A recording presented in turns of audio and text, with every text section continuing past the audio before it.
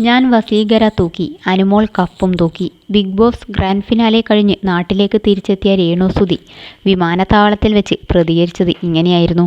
ഇതിനിടയിൽ രേണുസുതി സമൂഹമാധ്യമങ്ങളിൽ പങ്കുവച്ച ഒരു വീഡിയോയും അതിൻ്റെ ക്യാപ്ഷനും ആരാധകർക്കിടയിൽ ചർച്ചയാവുന്നുണ്ട്.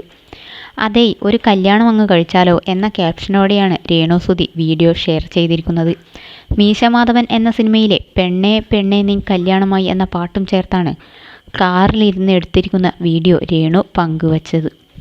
വെറുതെ എന്തിന്, ഇപ്പോൾ ഹാപ്പിയല്ലേ എന്നെല്ലാമാണ് രേണുവിൻ്റെ വീഡിയോയ്ക്കിടയിൽ കമൻറ്റുകൾ വരുന്നത്. രേണുവിന് ആശംസ നേർന്ന് എത്തുന്നവരും ഉണ്ട്.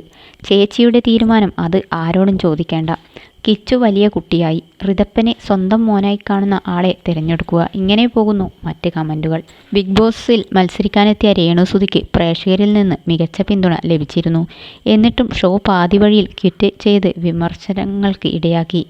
എന്നാൽ ഫിനാലേക്ക് മുൻപുള്ള റീ എൻട്രിയിലെ വരവോടെ രേണു ബിഗ് ബോസ് പ്രേക്ഷകരെയും മത്സരാർത്ഥികളെയും ഞെട്ടിച്ചു.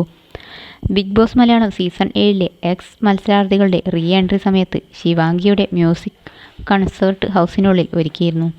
അതിനിടെ വസീകര എന്ന പാട്ടുപാടിയാണ് രേണു എല്ലാവരെയും ഞെട്ടിച്ചത്. ഗ്രാൻഡ് ഫിനാലെ വേദിയിലും മോഹൻലാലിനു മുൻപിൽ വസീകര പാട്ടുപാടി രേണു ശ്രദ്ധ കവർന്നിരുന്നു.